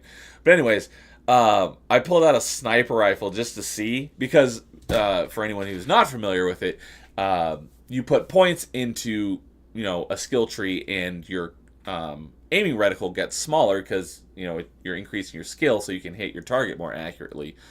And if you're using a gun that you are not trained in, specifically a sniper rifle, your reticle is bigger than your screen. So, like my, what you would normally see as like your, not crosshairs because they were circles, but it was so big that it was like out here. You just see it kind of at the edges of the screen. It was so big. So Yeah. it was funny. It's like you would never be able to hit anything, even if it was standing right in front of you. Or you're trying to use a sniper and your guy feels like he's just drunk, and I'm like, what are you going on here, man? There was a lot of sway in that game until you Cool. leveled it up. That's right. But the only good thing about Mass Effect 1, not the remake, but the original one, was the firefight station. Pinnacle Station. Pinnacle Station, yeah. Yeah, the Pinnacle DLC Station. didn't make it into the remaster because Which they is lost sad. the source code for it. But on the plus side of all that stuff, the DLC gave you the ability to basically have your weapons be just hold the trigger and you win. Yes. That's what I loved about it so much. I don't remember which class it was, but I remember playing through on one time, and I was playing this class that had assault rifle. And yeah. I put in I got I'm pretty sure it was the level 10 N7 assault rifle you can buy from the Citadel. And then Yes. I put in 2 of the level 10 heat sinks, and And you just win. it would never overheat, and your aiming reticle would never expand. It was fantastic. I love that so much. There'll be times that I'm just holding down the thing and I just run into the cutscene and it just glitches. You just hear the gun constantly going off still. I'm like, oh boy, I'm doing some great stuff here. Especially like the end when you fight Saren. I'm just like, every time there's like a break into cutscene, you just hear the gun just keep going. I'm like, well, we're just continuing the theme of this is a giant battle, huh? And my good buddy Matt Vader from the Salty Nerd Podcast hopping in. Good evening, Matt Vader. Good to see you here. Yeah, Matt we're Vader. having some technical difficulties, so you may not see this for like another 5 minutes. But always good to see you here. And I can't wait to get you on here sometime so we can talk games. I know you work nights, so it makes it difficult. But we got to make it happen at some point. Exactly. But yeah, I was always planning on playing each Mass Effect through as each class. I never actually got around to doing it with every class, because there were some classes I just loved, and every time I'd start a new one, I'm like, I should play a new class that I haven't played, but I just love this class so much, I'm going to play through it again as that class. Yeah, so like I was saying before, when I was a teenager and you only had 3 games, I probably have like thousands upon thousands of hours into Mass Effect overall because I did what you did. I did all the classes, I did all the romances. I played as like a guy and a girl ones. I adore like everything about the Mass Effect universe. Yeah, From as a Reapers. whole, I'd probably say I put more time into the Mass Effect trilogy, or even Andromeda, because I probably have like 300 hours in Andromeda as well. Yeah.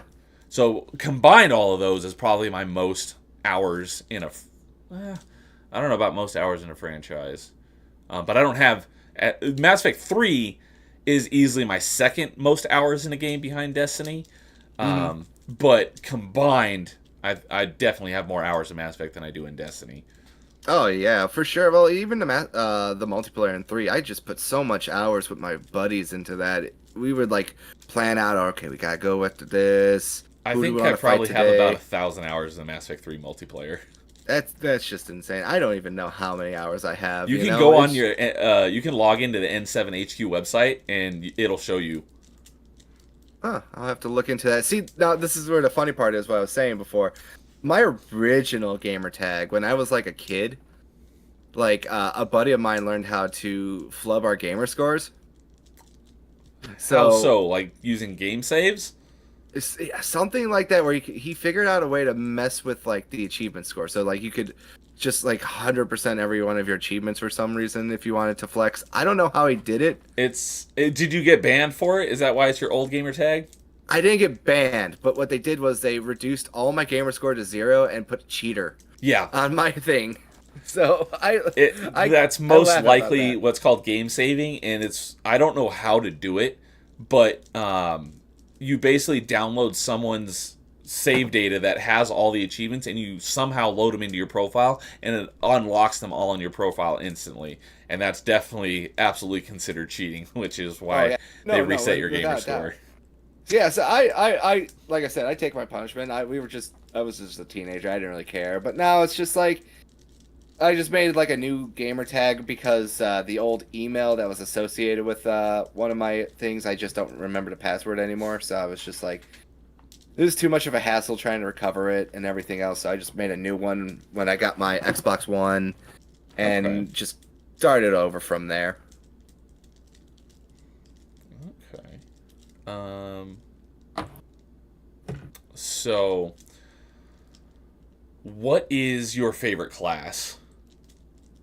I like engineers more so just from the Mass Effect 1 days. Okay. You know, but in the Mass Effect 2 days and the 3 days when they improved the combat a little bit more, anything that like gave me that balance of like I got a warp or an incinerate or an overload, something like that. In the multiplayer though, it was the Solarian Engineer was my favorite one to Okay. always play with. I remember you mentioning that on your stream. That was until they started adding more classes with the title updates and stuff, or not title updates, but they released free DLCs. Yeah. The Solarian Engineer was probably the best, one of the best classes because I remember there was a short period of time before they added any more classes, but they did add platinum difficulty because that wasn't in the game Yes. originally. And if you were going for platinum, you had to have a Solarian Engineer on your team. Otherwise, it was almost like, it's not even worth it because of their decoy ability was so great. Yeah. There's It lots wasn't- of lots of classes now that are great for platinum. So I haven't played Solarian Engineer in forever, but back then it was like almost a requirement. Oh, it's just he was such a nice character to use because he can hold down a hallway. I call him like the jack of all trades. Like he had like the ability to deal with shields. He had ability to deal with armor and barriers and all that stuff. Yeah, I and think he had energy drain and incinerate and decoy. I Yes. think were those his powers. Yes, and he was SMG user, and I loved the one that had like the 720 rounds. So you could just like lay down a constant stream of fire if you were really good with it too. I think the SMG with the largest magazine is the Geth SMG. This It's weak, but it has a lot of ammo.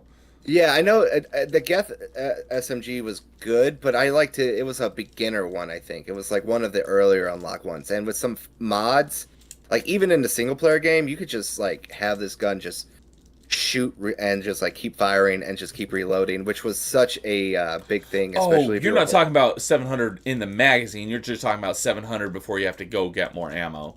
Yeah, Gotcha. Okay. yeah, Um, I forget the exact name of it, but I know it's like one of the very early ones that you get in single player too. okay. Because the best SMG by far, and arguably one of the best guns in the game, is the N7 Hurricane, but it's an ultra rare. Mm-hmm. That gun, I have it on almost every single one of my loadouts for Mass Effect 3 multiplayer. I like that one, and I like the Casa Locas, the one I liked a lot The too. Locust. So the Locust was a good lower level one, but that thing was a beast in Mass Effect 2. They toned it down in Mass Effect 3, but yeah, that thing was killer in Mass Effect 2. Yeah, so yeah, as I said, I started my first playthrough of each of the games as they came out was the Adept, but I have moved away, and my favorite class now is the Vanguard. Vanguards are broken, especially with their main ability. Yeah, Biotic Charge. Yeah, what I think was it the Batarians are also pretty fun to use, especially with their armor. Yeah, their blade armor. It's funny that you can increase it, and the blade armor will cause enemies that do melee damage to you to take the damage as Mm-hmm. well. Yep. And when you upgrade it, you can have a I forget what the percentage is, but they'll take more damage than they do to you. It's like they take like double damage back to themselves. So I don't play Batarians that much, but I do like them. Yeah, no, like they had a lot of interesting classes and everything else in that game too. But like Mass Effect 3 would really put Mass Effect 3 still has like I think one of my favorite characters of all time, if not like top 3 for sure, but that was Javik. I Okay. love Javik. He's my homie. I bring him on every mission. I get so excited when I'm like, "Oh, we get to get Javik now. Let's go get Javik." So I bought Mass Effect 3. I went to. Oh, I forgot about that because I remember on one stream we were talking about like midnight launches, and I was trying to think of the last one I went to. Mm-hmm. The last one I remember going to was Portal 2, but Oh wow. I don't know because let me look real quick because I'm pretty sure Portal 2 came out before Mass Effect 3. Um, yeah, because Portal 2 came out in April of 2011. Mass Effect Yep. 3 didn't come out until March of 2012. Yep. So I had forgotten that I went to the Mass Effect 3 midnight launch. So that would actually be the last midnight launch I went to. Um, but yeah, we were thinking about just midnight launches that we went to, and I had completely forgotten about Mass Effect 3. Anyways, where I was going with that was when I went to the Mass Effect 3 midnight launch, I bought the like collector's edition, not the collector's edition. I wanted that was my original plan is to get the collector's edition of all three Mass Effects. I only ever Mm-hmm. ended up getting the collector's edition for Mass Effect 1. And I because Mass Effect 2 and three's collector's editions were super hard to find. So I I got trailed off on got that. I got all those. Oh, you did? So do you have the steelbook Yeah. for 2 and 3? Yes, I do. Lucky. I even got the collector's edition for the legendary collection. I didn't even know there was one. Yes, it. I think it was only at Best Buy. It came with a steelbook, and I don't think it came with the game because it was EA's thing. But it came with a special steelbook, a pin, and an N7 helmet. Oh, And that's awesome. And the N7 seven helmet has like a. It turns either blue or red. It has a Oh. light in there that does that. That's cool for Paragon to Renegade. Yeah, that was like one of the one things I saw. Like people like you, they just didn't know it came out because they never advertised it. I just happened to see it, and I was like, "Sure, I'll prove that I'm a simp." You know, I would love to have that for my background, but I have some Yeah. ideas for some other because I have nothing other than my Mass Effect books. I don't have anything on. Well, actually, that's not true. I do have. Oh, where is it? Okay, I miss. Oh, there it is. It's up on the top. it's on the shelf above this one is my Normandy. But that's basically the only thing I have back there for Mass Effect. But I have stuff in mind that I want to get to put back there, but it's very expensive, but it's like freaking awesome. So maybe someday. What is it? I gotta hear this now. You can't just leave me hanging here. Okay. So I stumbled across someone on Reddit a couple of years ago who 3D prints these statuettes of the Mass Effect teammates, and they come in different sizes, but he makes them, I think like the biggest ones are like 4 feet tall. They're gigantic. Oh wow. But so he 3D prints them and then he paints them, and they look like they're top tier. But these, like the giant ones, I wouldn't get one of those gigantic ones. I'd get one of the smaller ones, but still they're like hundreds of dollars because of how high quality these things are. So if anyone's interested, I could send you the link to his Discord because he makes amazing stuff. I'll have Or to do not that, but Discord, don't tempt me on Reddit, sorry. vacation. What was Don't that? tempt me. I'm going to go on vacation. Don't tempt me. No, but I actually go to Gaming Heads. Do you know what that is? I do not. Gaming Heads is a statue website that puts out the high quality top end statues. I've actually bought 3 of them from them, and they do Mass Effect statues, and they are really good and high quality. I actually bought 2 of them, Best Boy Thane and Best Girl Tally. Oh yeah, I remember you mentioning that on your last stream. Oh, it's weird. I'm trying to pull up the website, but it says this page isn't working. But all right, I'll keep that up and check it out later. But cool, Yeah. I'll have to check that out. But they usually have a nice N7 day sale that you can actually find probably a good deal on games over there like that too. Actually, I bought 4 statues from them. So there was a lunging Kratos from when he was the Greek Kratos, not Norse Kratos. Okay. And then I got obviously Tally, and I got Thane, and then I got Skyrim. What's your opinion on Skyrim? Oh, I love Skyrim. Yeah, so you know the Nightingale armor? Yes. That's what you get for completing the Thieves Guild. Yes, so they made a statue of a Nord in Nightingale armor. So I have that armor Nice. as one of my statues as well. So like I like them. They're not like cheap plastic. They're like that heavy, like, nice stone feeling kind of plastic. Mm-hmm. Yeah, I know what you're talking about.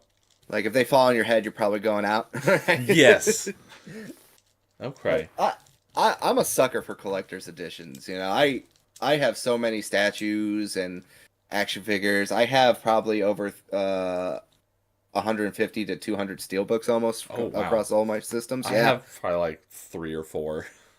No, there's nothing wrong with it. I like Best Buy. They also usually do like a steelbook bundle with a lot of their games. So like for me, I'm a steelbook shill. So sometimes we'll go to just Best Buy to buy a game. Like I know Dragon's Dogma 2 gets a free steelbook from Best Buy. Oh. If you buy the game. So and a lot of the steelbooks are like actually cool looking. Like Persona Strikers, not a great game, but Best Buy got an exclusive steelbook for it, and it is one of my favorites too because it's like Nice. all black and purple and stuff like that. So when you're like when you're an addict, that's the best way to say it. It's like you go to who's giving you your fix, and yeah, that's something else I I want to do one day. Maybe just sit down with a couple people and be like, what's your favorite steelbook? There's got to be some out there, Yeah. Okay. Anyways, where I was going with that was I went to the midnight launch for Mass Effect 3, and I bought. I probably would have bought the collector edition if they had it, but they had, whatever like the middle version is, like the special edition, and just because I was like, hey, do you want the standard edition or the special edition? I didn't even ask what it was. I'm like, yeah, I'll take the special edition or whatever the middle version was because they didn't have the collector's edition. Right. And what it was is I didn't realize this until like way later, but it came with the From Ashes DLC on day one, which don't get me started on day one DLC, but Right. and what that DLC was Javik. I didn't Yep. know that was a DLC until like probably a couple years later when my buddy mentioned it. And I was like, wait, what do you mean Javik doesn't have to be in the game? It's like, he's integral to the story. It's like, no, Javik was a DLC character. And it like blew my mind. I was like, how is it even possible to play this game without Javik? He's Yes. integral to the story. Yes. So that just like I've never played it without him because I got that DLC on day one without even realizing that it was a DLC. And yeah, just thinking about it, I don't understand how it's possible. But that jogged my memory on a YouTube video that the buddy I was just talking about who told me that Javik was a DLC character. He sent me a video today of I'd have to go pull it up because I'd never heard of this guy before. But he sent me a video of some YouTuber who did a playthrough of the Legendary Edition of Mass Effect 3 with no imported save data, and they also did not go through the Genesis comic to set their choices, just to see like how the game what Mass Effect 3 is like if you didn't make if you didn't play any of the either the previous games and you had no choices made, like what were the choices that BioWare made for you. And it was a pretty interesting video because it's like the worst timeline. But he was playing the Legendary Edition, so it has stuff that, Mass Effect 3 didn't have originally. So my comment at the end of the video was like, you should have done this on the 360 version without the extended cut DLC or the From Ashes DLC, so you're playing it without Javik or the extended cut ending, just to make it that much worse. But yeah, it was funny because like at the end of it, there was like 5 of your squad mates were still alive. It was like everyone was dead and they were replaced by. There was some stuff that I didn't even like. I learned because I'm like, I didn't even know that was possible. Yeah, I've seen some of those playthroughs, and I'm like, oh, this does not sound fun. And obviously, if your characters that some of these roles are typically played by your squad mates, but if they're died in a previous game, then someone else has to come in and play that role for them. And so some of these ones, I'm like, I had no idea that could even happen. Right. And seeing these like characters that I've never even seen before fulfill some of these roles, it's like, who are you? Exactly.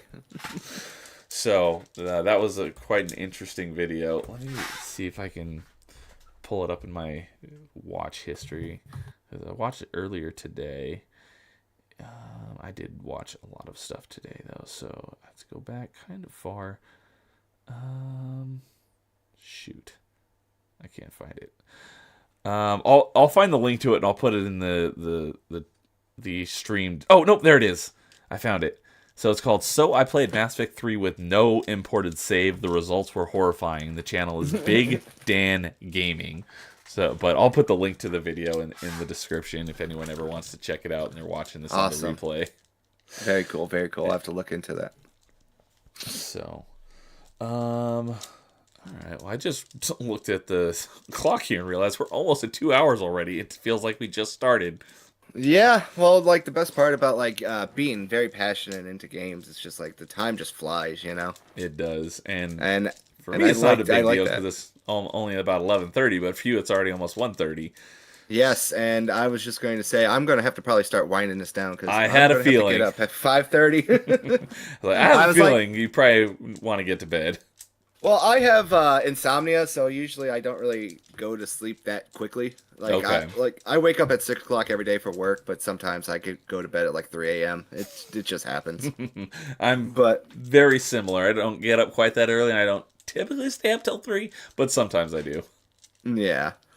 But, I just wanted to say thank you for having me on. I do really appreciate it. I'm always very gung-ho to talk about games and everything, too. And Yeah, it was nice to see you show up on some comments where you're like, hey, let's hang out sometime. I'm like, okay, let me feel you out first. Let me see how we can mesh. And I like that you're also kind of like, a bigger Xbox kind of guy because sometimes I feel like I'm a black sheep because I'm like, hey man, Xbox isn't that bad. They're a multi-billion-dollar company. I get it. They're evil, but I like my Series S. I like my Series X. I like integration with my PC. You know, Mm-hmm. I've been using that a lot lately too. So That's it is. when Go I on, do sorry. stream games. That's what I do. Is I stream my Xbox to my PC and I share my screen. Mm-hmm.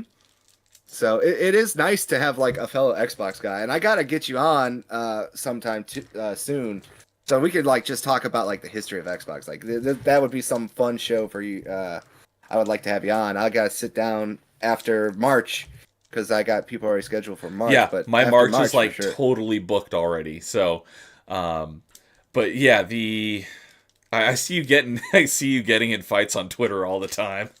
I mean I do most of that as like kayfabe, you know what I mean? It's more so like for me just to get my like rocks off, as they say. It's like I literally go into some situations and just like will just say something just to see who responds. It's mostly that, but like when I'm being honest, like when somebody wants to like talk video games with me, like you'll probably see that too. Like I could just have like a fun conversation. I love when people tell me what they love about video games. I Yeah, love when people like bring their passion. I want to see their passion. I want to see their joy. I want to see what makes them, you know, just like light up.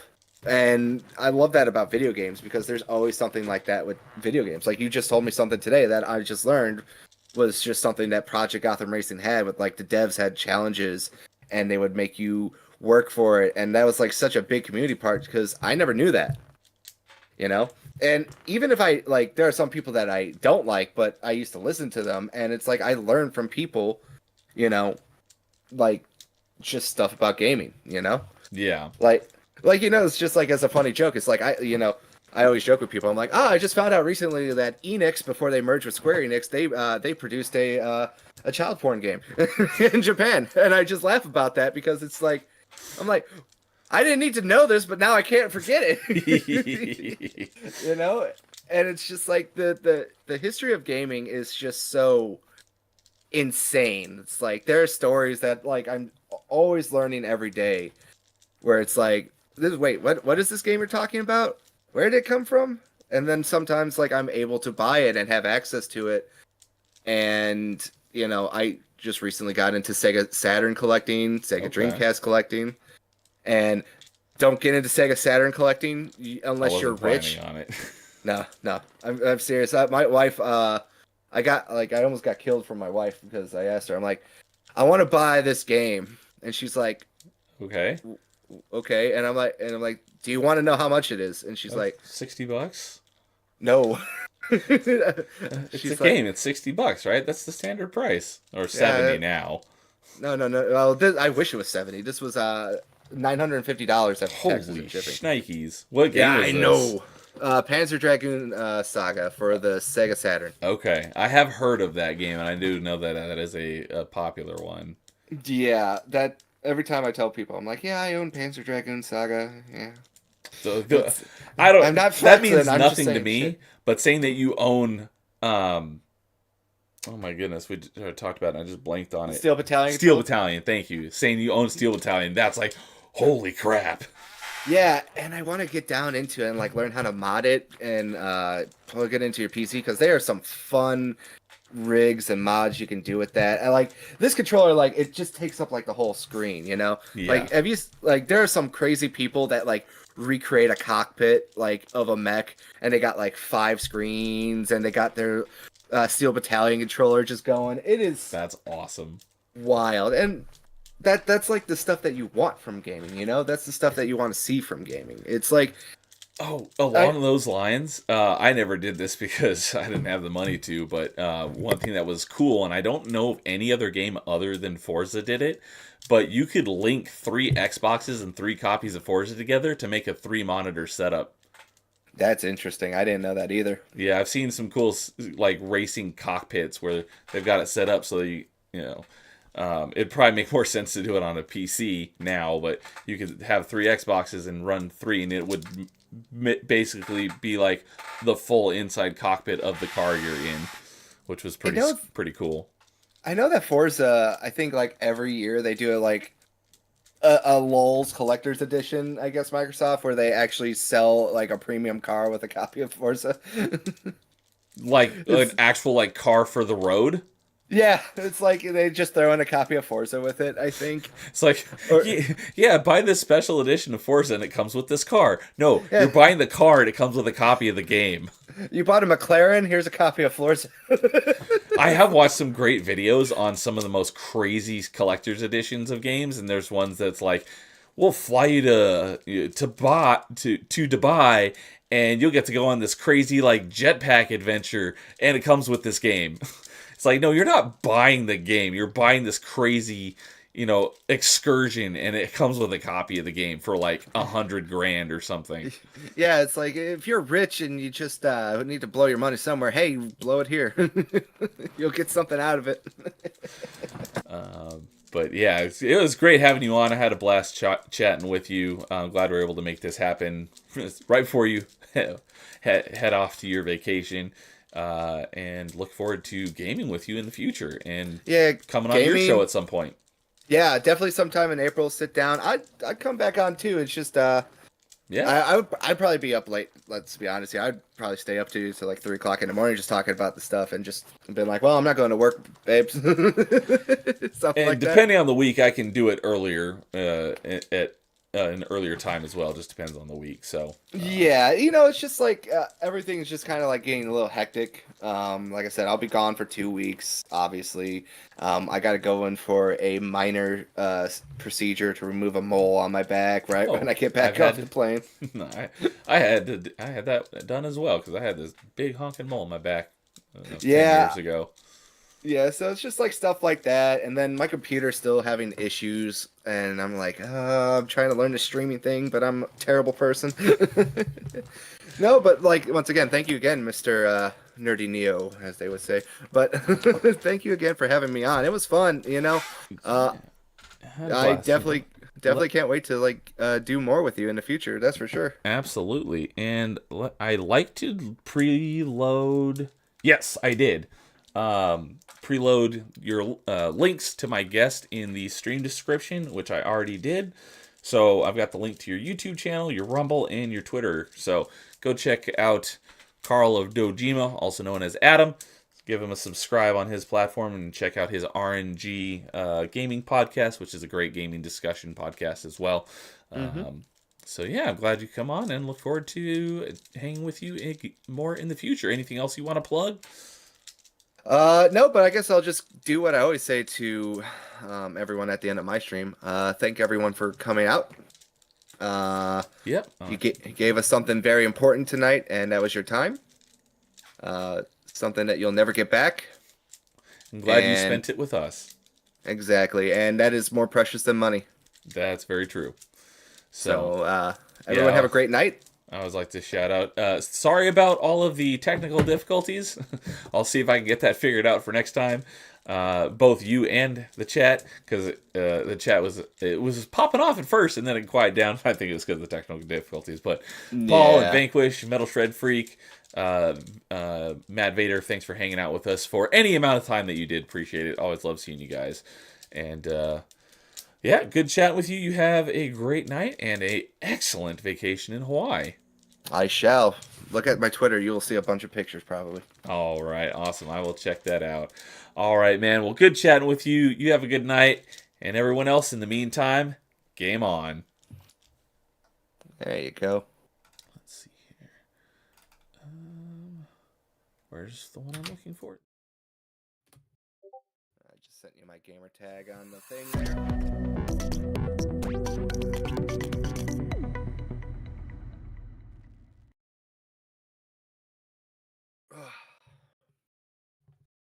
If you're looking for a feel